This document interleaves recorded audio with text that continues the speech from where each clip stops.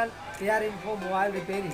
Friend, आज इस video में मैं बताने जा रहा हूँ कि पावर आईसी से कहाँ कहाँ वोल्टेज जाती है और सभी सेक्शन को मैं बताना चाहूँगा कि कहाँ से कहाँ आपका वोल्टेज जाती है और वैल्यू कहाँ से कहाँ मिलता है। ठीक है, तो चलिए वीडियो को स्टार्ट करते हैं। देखिए यहाँ लिखा हुआ है फ्रॉम और यहाँ टू, मतलब कि टू मतलब कहाँ से जा रहा है और फ्रॉम मतलब कहाँ जा रहा है। ठीक है, तो कहाँ से जा रहा है और कहाँ जा रहा है ये है, मतलब कि डिस्टिनेशन मतलब कि जहाँ पहुँचने वाला है वहाँ ये बता रहा है, और कहाँ से लिया जा रहा है वहाँ सोर्सेस लिया जाता है। ठीक है, तो ऑन ऑफ स्विच होता है, जो ऑन ऑफ स्विच का जो वोल्टेज आता है कहाँ से आती है, तो ये इसमें देखिए देख रहे हैं कि यहाँ पावर आईसी लिखा हुआ है और UEM-IC लिखा हुआ है। तो इसमें लिखना है, जो लिखा हुआ है कि ये है UEM-IC होता है, जो इसमें होते हैं, जो छोटे सब फोन होते हैं उसमें ये UEM-IC होते हैं, UEM-IC कहा जाता है। तो ये क्या होता है कि इसमें है जो सभी जगह को वोल्टेज देने के लिए सभी इसमें इनबिल्ड होते हैं, मतलब कि जहाँ आपको वोल्टेज मिलना है, जैसे कीपैड सेक्शन हो, कोई भी सेक्शन हो, नेटवर्क हो, कहीं भी आपको वोल्टेज देना हो, तो ये कीपैड सेक्शन में क्या करता है कि UEM-IC से वोल्टेज दिया जाता है। ठीक है, तो ये पावर आईसी हो गया जो अब बड़े बड़े मोबाइल आ रहे हैं, या फिर 3G है, 2G में भी कुछ मॉडल में आए हैं और 3G में आए हैं। तो अब 4G में तो सभी में पावर आईसी ही आते हैं। तो उसमें पावर आईसी दो तरह के होते हैं, जैसे PMI होते हैं, एक PMI होते हैं और एक PMIC होते हैं। तो ये मेन PM हो गए और ये सब PM हो गए। इसमें भी आपका नेम अलग अलग होता है, MT होता है, आपका BQIC होता है। तो इसमें आपको सभी तरह के आपको दिए जाते हैं, मतलब कि पावर आईसी में बहुत सारे ऐसे नंबर होते हैं जो आपका बाज़ार में अवेलेबल होते हैं। तो आपको जैसे 8952 हो गया, PMI 8952 हो गया, ये सब क्या है, ये सीरीज जो भी दिया गया है वो क्या दे, PMIC दिया गया है। ठीक है, तो PMIC दो तरह का हो गया, एक PMI हो गया, एक PM होते हैं। तो मेन PM को कहा जाता है और सब PM को PMI कहा जाता है। उसी को BQIC भी कहा जाता है और मेन PM में MT भी आता है, MTK का आता है। तो बहुत सारे ऐसे आते हैं, नंबरिंग अलग अलग होते हैं। तो इसमें क्या दिखा रहा है कि आपका पावर सेक्शन कहाँ वोल्टेज भेजती है, तो पावर सेक्शन है जो ऑन ऑफ स्विच पर भेजती है, और UEM-IC है जो वही काम करता है जो पावर आईसी काम करता है। ठीक है, या मतलब कि दोनों में से जहाँ ये UEM-IC लगा होगा वहाँ UEM-IC के द्वारा जाएगा, और जहाँ पावर आईसी जाएगा वहाँ पावर आईसी के द्वारा जाएगा।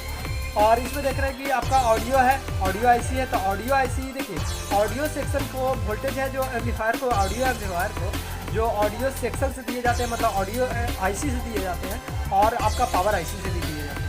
कहीं किसी मॉडल में आपका PMIC से दिया जाता है, मतलब पावर आईसी से दिया जाता है, और किसी में होता है कि ऑडियो आईसी, किसी में इनबिल्ड होते हैं, मतलब कि अंदरूनी रहते हैं। तो इसमें क्या है कि इनबिल्ड है, मतलब कि साथ ही में UEM-IC है तो इसमें इनबिल्ड है। ठीक है, तो ऑडियो आईसी भी दिए जाते हैं, और वाइब्रेटर को जो सेक्शन होता है, वाइब्रेटर का जो वोल्टेज होती है वो ऑडियो आईसी से भी दिए जाते हैं और पावर आईसी से दिए जाते हैं।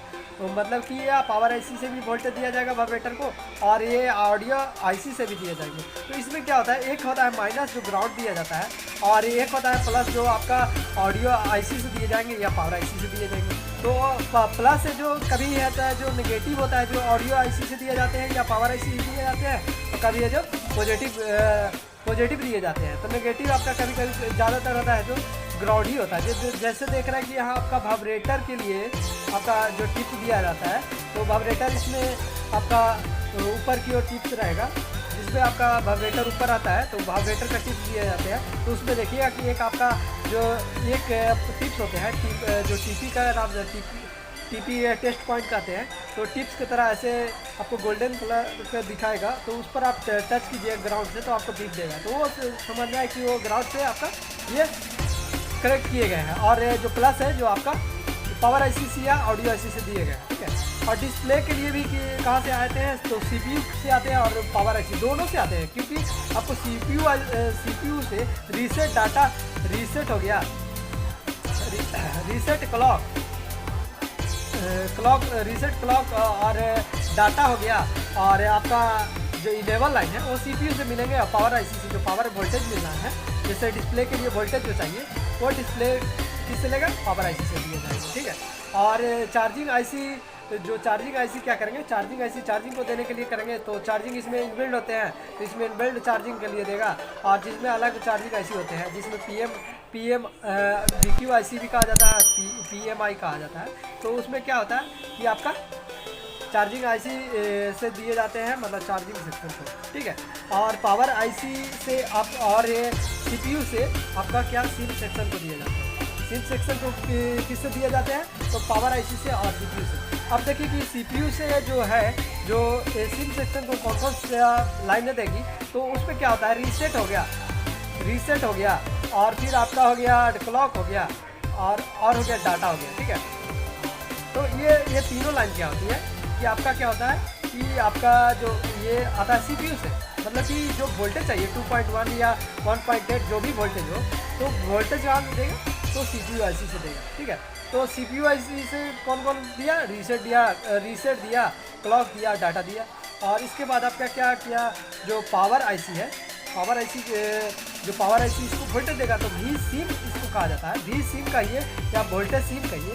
तो वोल्टेज सिम कहाँ से देगा, तो पावर आईसी से देगा। और उसके आगे चलते हैं, तो देख रहे हैं कि इसमें CPU आईसी और पावर आईसी इसमें लिखा हुआ है कि कीपैड सेक्शन को दिया जाता है। तो इसमें देखिए कीपैड सेक्शन के लिए आपका ये देखिए अलग आपका दिया गया है, इसमें आपका अलग है कीपैड आईसी यहाँ दिया हुआ है। तो कीपैड आईसी आपका जो है, इसमें जो कीपैड सेक्शन होते हैं उसमें आपका अलग दिए गए हैं, कीपैड आईसी ये दिए गए हैं, और इससे कनेक्ट है इसमें, मतलब कि ये प्रॉपर इसी से नहीं हो सकता, ये इससे भी हो सकता है, इससे भी हो सकता है, मतलब कि कुछ लाइन इससे होती है कनेक्ट होती है, जैसे इससे कनेक्शन होते हुए ये कीपैड आईसी को मिलेगा, कीपैड आईसी कीपैड को देगा।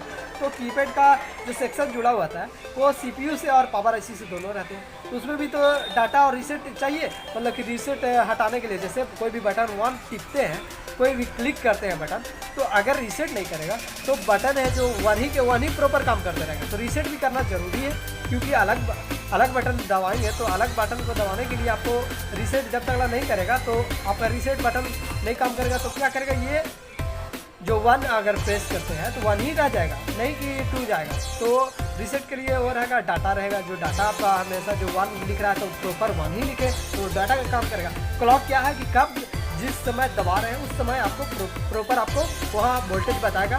तो उसके बाद आपको वोल्टेज बताने के बाद आपको क्या करेगा, ये कीपैड क्या करेगा, मतलब कीपैड का जो बताएगा कि 1 नंबर दबाना है, तो आप 1 नंबर क्लिक कीजिएगा, तो 1 ही बताएगा कि आपका कितने टाइम में बता रहा है, तो वो क्लॉक का काम हो गया। तो इसमें आप वोल्टेज हो गया, इसको चलाने के लिए जो वोल्टेज आप इसको मिलेगा तभी ना इसको ये प्रॉपर काम करेगा, तो वोल्टेज भी मिलेगा कीपैड आईसी को। तो अब इसमें देख रहे हैं कि आपका ये लिखा हुआ है कि CPU आईसी, तो CPU आईसी से आपका क्या जाएगा, तो CPU आईसी से आपका कौन कौन कैमरा जाएगा, CPU आईसी से कैमरा सेक्शन को जाएगा, और पावर आईसी से भी कैमरा सेक्शन को जाएगा। तो इसमें जो भी कैमरा ये सब डिस्प्ले है, कोई भी सेक्शन होता है उसमें आपका डाटा, क्लॉक और रीसेट होना जरूरी है, ठीक है। इनेबल लाइन भी रहते हैं, तो आपका जो CPU से जा रहे हैं वो कैमरा को भी चलाने के लिए रीसेट चाहिए ना। जैसे हम कैमरा को ऑन करते हैं तो उसमें भी ऑन होने के बाद अगर मान लीजिए फ्रंट कैमरा चालू करना है, तो फ्रंट कैमरा चालू करते हैं, तो रीसेट अगर नहीं करेगा तो फ्रंट कैमरा से बैक कैमरा कैसे जाएगा। तो बैक कैमरा को चला रहे हैं और फ्रंट को चलाना है, तो उसको रीसेट करेगा तब दोबारा रीसेट करेगा कि नहीं अब फ्रंट कैमरा को चलाना है, अब बैक कैमरा को बंद कीजिए, तो आपका रीसेट करेगा। क्लॉक कब चालू करना है उसको क्लॉक करेगा। और फिर डाटा है, जो डाटा आपको लाइन भेजेगा, जो डाटा आपका काम करना है, मतलब क्लॉक के लिए डाटा अलग होते हैं, तो क्लॉक के लिए अलग दिए जाएंगे। तो 1.8 वोल्ट होंगे, जो भी वोल्टेज मिलेंगे वो CPU से मिलेंगे। आपका जो भी प्रॉपर वोल्टेज आने के वजह से जो मिलता है, मतलब इससे प्रॉपर जो मतलब 1.8 जा रहा है तो 1.8 ही जाएगा, नहीं कि 2.8 जाएगा, कभी 3.8 जाएगा, नहीं 1.8 ही जाएगा। 1.8 जाएगा, कैमरा सेक्शन को रीसेट, डाटा और क्लॉक के लिए जाएगा, ठीक है। और फिर पावर आईसी के लिए वो भी प्रॉपर चलाने के लिए कैमरा को भी वोल्टेज चाहिए, तो वोल्टेज कैमरा वोल्टेज कहाँ से मिलेगा, कैमरा वोल्टेज आपको पावर आईसी से मिलेगा।